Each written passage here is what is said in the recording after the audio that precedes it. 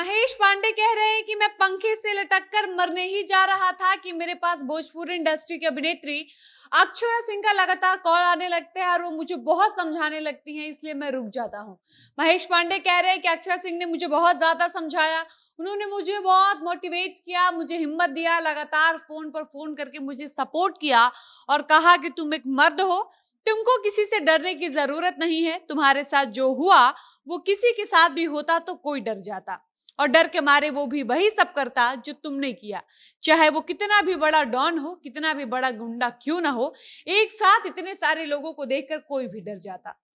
इसलिए तुमको डरने की कोई जरूरत नहीं है, अपनी जिंदगी खत्म करने की कोई जरूरत नहीं है। उनके अंदर दम नहीं था, इसलिए वो 15 लोग एक साथ आए, वरना हिम्मत होती तो वो अकेले आता। और अक्षरा सिंह की इन सारी बातों से मुझे काफी मोटिवेशन मिली, इसलिए मैं रुक गया, वरना मैं आत्महत्या कर लेता। महेश पांडे कह रहे हैं कि मेरी हिम्मत नहीं हो रही है कि मैं अपनी वीडियो देख पाऊं जो इन लोगों ने वायरल किया है, जिसमें मैं बिना कपड़ों के उठक बैठक कर रहा हूँ। यूट्यूबर महेश कहते हैं कि मैं अगर अपनी वो वीडियो देख लूंगा तो कभी अपने पापा को फेस नहीं कर पाऊंगा, इसलिए मैंने अभी तक उस वीडियो को नहीं देखा है। मैंने बस उस वीडियो का एक थंबनेल देखा है, जिसको देखने के बाद मैं टूट गया हूँ। मैं अंदर अंदर इतना टूट गया हूँ कि मैं किसी से बता नहीं पा रहा हूँ। मेरे अंदर इतनी हिम्मत नहीं रह गई है कि मैं किसी से बात करूं। मेरे फैंस, मेरे चाहने वाले, मेरे शुभचिंतक लगातार मुझे फोन कर रहे हैं, मैसेज कर रहे हैं, मेरा हालचाल जानना चाह रहे हैं, लेकिन मैं हिम्मत नहीं कर पा रहा हूं कि किसी का फोन उठाऊं और किसी को बता पाऊं कि उस दिन मेरे साथ होटल में क्या क्या हुआ था। बाकी महेश पांडे ने ये सारी बातें किससे कही है, कब कही है, ये सब हम आपको आगे एक वीडियो में विस्तार से बताते हैं। लेकिन उससे पहले नमस्कार, मेरा नाम है डॉली पांडे, मेरे साथ कैमरामैन विशाल और आप देख रहे हैं जनता दंगल। तो आपको बता दें कि महेश पांडे का एक ऑडियो क्लिप सोशल मीडिया पर काफी तेजी से वायरल हो रहा है, जिसमें महेश पांडे एक यूट्यूबर से बातचीत कर रहे हैं और वो सब कुछ बता रहे हैं जो जो उस दिन विशाल सिंह ने होटल में महेश पांडे के साथ किया था। महेश पांडे यूट्यूबर से बातचीत के दौरान कहते हैं कि मेरे भाई ने जैसे ही सोशल मीडिया पर मेरा लाइव देखा, वैसे ही वो मेरे पास आ गया।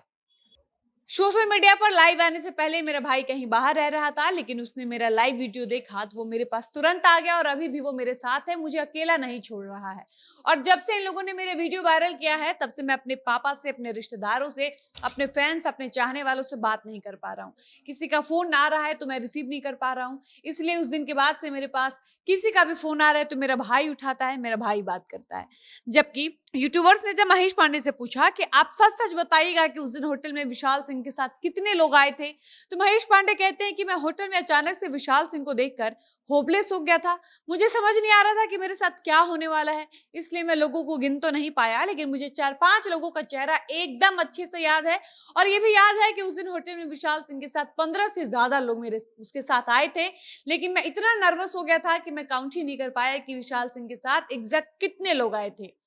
महेश पांडे आगे कहते हैं कि जब ये लोग मुझे नंगा करके मेरी वीडियो बना रहे थे, उस वक्त वीडियो कॉल पर दीपक सिंह और विक्की सिंह भी थे और वो लोग कह रहे थे कि ये वीडियो वायरल नहीं करेंगे, ये वीडियो हमारे फोन में ही रहेगा, लेकिन तुमको पवन सिंह की हमेशा तारीफ करनी होगी, उनके सपोर्ट में वीडियो बनाना होगा।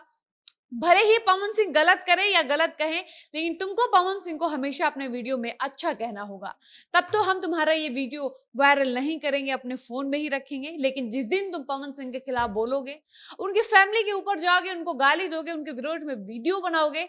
उस दिन हम लोग तुम्हारी ये वीडियो वायरल कर देंगे। इसके अलावा आपको बता दें कि जिस फर्जी आधार कार्ड को महेश पांडे का आधार कार्ड बताया जा रहा था, उस आधार कार्ड को लेकर भी महेश पांडे ने यूट्यूबर से बातचीत किया और अपनी सफाई में कहा कि वो आधार कार्ड मेरा नहीं था, क्योंकि उस आधार कार्ड से मेरे आधार कार्ड का नंबर मैच नहीं कर रहा था। ऐसे में ये बातें बिल्कुल गलत है कि मैंने उस होटल में फर्जी आधार कार्ड जमा किया था। ये सारी बातें मुझे बदनाम करने के लिए कही जा रही हैं। बाकी महेश पांडे के अनुसार रोहित सिंह ने महेश पांडे को जिस होटल में मिलने के लिए बुलाया था, उस होटल में विशाल सिंह और उनके कुछ दोस्त 4-5 रूम पहले से ही ले बुक कर रखे थे,